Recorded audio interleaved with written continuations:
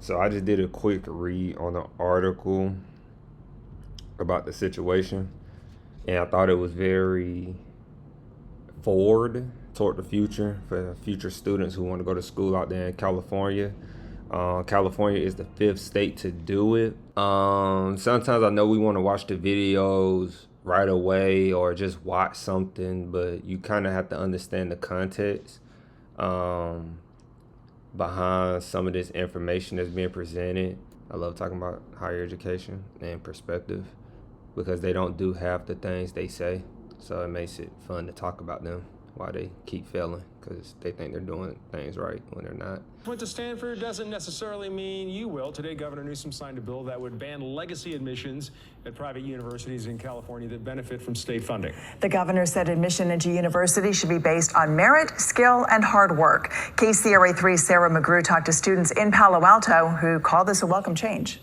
AB 1780 will change how the admissions office at Stanford operates. And Stanford students I talked to say it will only make for a more equitable campus. If you're meant to get in, I feel like you should get in and not on just the fact that your parents got in. It's only been 2 weeks, but Stanford freshman Noella Quazira is enjoying her time on campus, especially after all the hard work she did in high school to get here.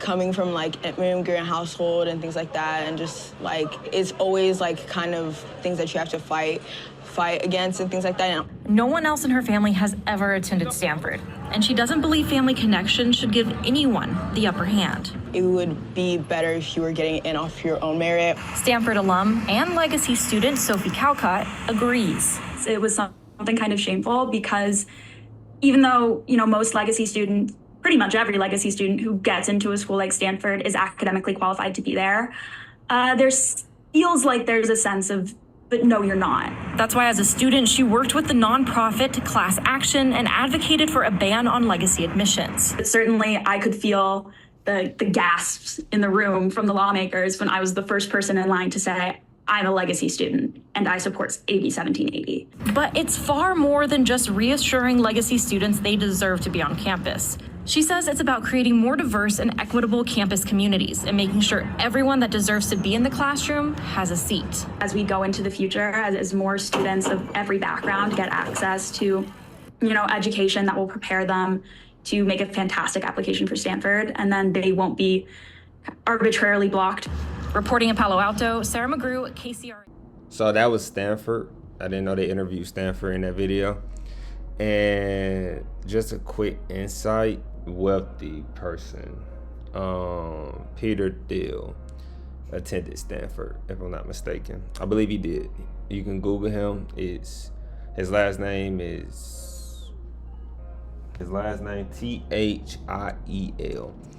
and his first name is Peter, like Peter Parker, Spider-Man.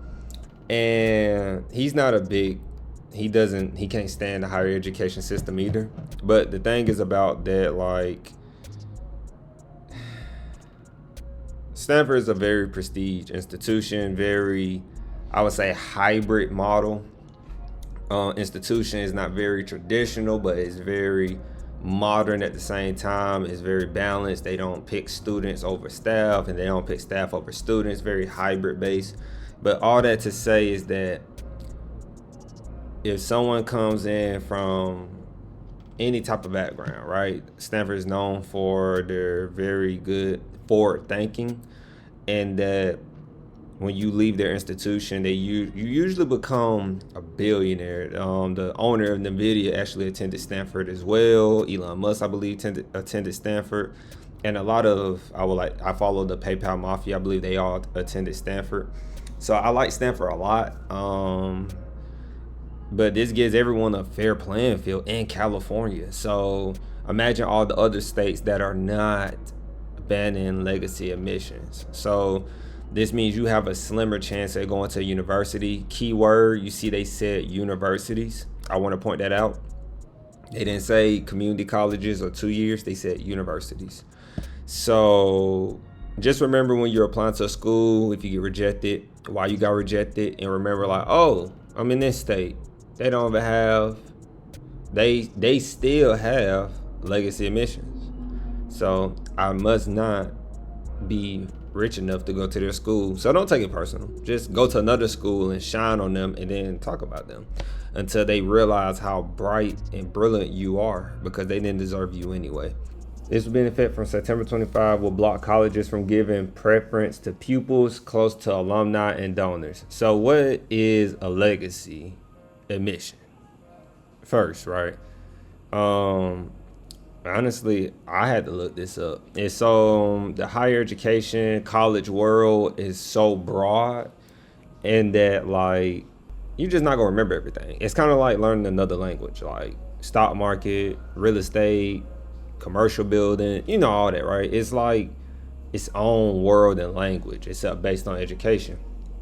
And so what I did, I looked up the definition for us. Really cool. Let me move that for y'all so y'all can see that too. And so it says legacy admissions are also known as legacy preferences or alumni connections. It is when a college gives preferential treatment to applicants who are related to alumni.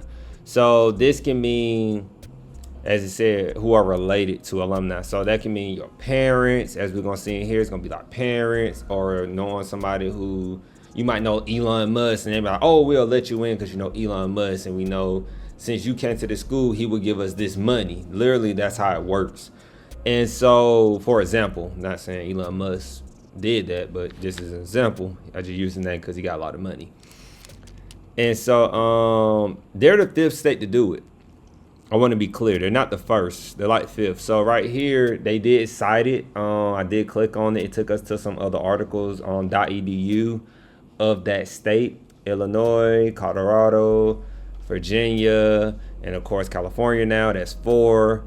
And so it's a fifth one, and then state who the fifth one was. I'm not gonna act like I sit here and just know who the fifth one off the top of my head, the original. And then it talked about, so this is a law that's gonna go in place, and it is very, how can I put it? Monumental, if I say that right. Not the biggest word person, had a speech impediment coming up. So some words I pronounce wrong, some words I pronounce right. And what this does, it gives you, like, people like us, it gives us a fair chance, right? It was one of the reasons why I'm glad I did go to a community college, because I didn't have to worry about that, because community colleges have an open policy. So, or open admission, meaning like 99.9% chance to get in. It's not rigorous. You don't have to worry about it. SAT, you don't have to worry about it. ACT, you just take the little placement test. If you need to have remedial classes, they put you in remedial. If you don't, they don't put you in there. You go straight into it, and you take them same first 2-year classes as somebody who started at Yale or Harvard. Crazy, right? So one of the bullets that I did want to point out, because if you want to read this, I will put this in here. It seems like it's a free article from The Guardian. It seems like it. And so it talks about the University of Southern California. And I want to point out that the University of Southern California got caught in a scandal. I'm going to skip to that one. That one stood out to me. It says the university right here, guys, that the University of Southern California, a school that featured prominently in the recent Varsity Blues admissions bribery scandal, disclosed that for its fall 2023 class, it admitted 1,791 students based on their relationships to donors or alumni. That was about 14.5% of USC's total number. So what that means is, if you wasn't part of that 14.5 that got admitted because they knew a donor of alumni, like if you was in that 2023 class, you pretty much didn't get in because you didn't know somebody. And what it also means that you probably was heartbroken, or this for me feels like this is a quick sign of mental illness, right? You wanted to get in. This could have been your dream school. You did everything right from freshman or even middle school, from freshman to senior year. You knew you was ready to take on the student loans, right? And it wasn't really because the school wasn't for you. It was because they just chose somebody who had a bigger paycheck and who could pay it. So it's kind of, I would say, heartbroken, because it was you wasn't going to the school whether you was sharp or not, but you could have been the sharpest of them all and not gotten to the school. So bribery scandals are very normal in higher education. So we first want to acknowledge that they did pass this law to ban this, which is it might not seem like it's going to affect anybody. Like the kids who are probably going to come in as a freshman or somebody who transferring in will now have a better chance at getting in, because they won't have to worry about being not admitted because of someone's paycheck. So they talked about the affirmative action a little bit. The affirmative action can go a lot of ways, I feel like. My perspective on the affirmative action is that they're saying that it's for rich kids, right? It's not fair. So they won't factor in somebody else's background. You can have a compelling story, right? You can have a compelling story on why you deserve to go to this school, the trials and tribulations you went through, pain and sorrow, coming from Section 8, right, and more. But pretty much they not factoring that in because they don't have to. And since they're not going to factor that in, that's pretty much what affirmative action is or was. And some schools are still considering it, but it's not under the affirmative action. Like, they're going to consider your story and consider that you come from this demographic and they understand your struggles. While some are not going to care about where you come from and that you should have done the same thing as this other demographic. So that's pretty much what that affirmative action is and was.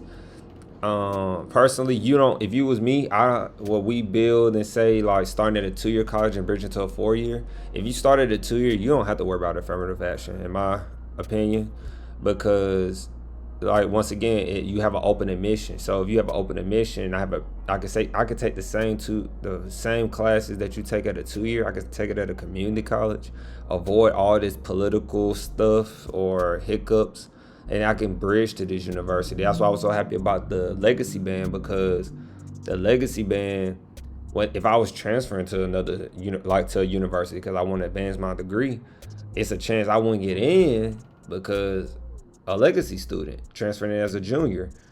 But when you transfer in under agreement, we call it articulation agreement. When you transfer in under that, you have a way better chance at getting into a university versus starting out the gate. Because the main goal, it's a lot that goes into it, and which we really don't have to go over. We can talk about that in another video. And going forward, they mentioned that Harvard, it said a complaint against Harvard, that the U.S. Department of Education had investigated Harvard. Lawyers for Civil Rights, a non-profit based in Boston, argued that students with legacy ties are up to 7 times more likely to be admitted to Harvard and can make up nearly a third of a class, and that about 70% are white at Harvard who get in, pretty much. So 70% of people 70% of whites have a chance at getting into Harvard.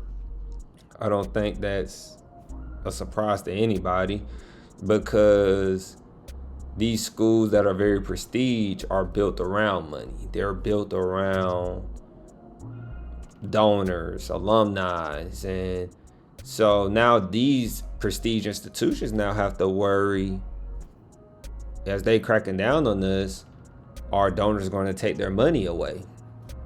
It's a thought. Now schools are going to have to start it seems like schools are going to have to actually start being education based slowly.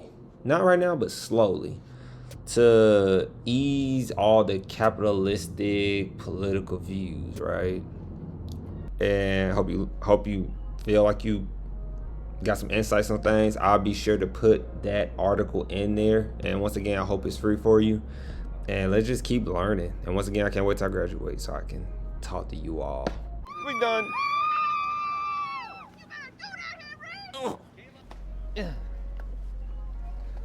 Debt-free degree. They celebrating debt, but we ain't.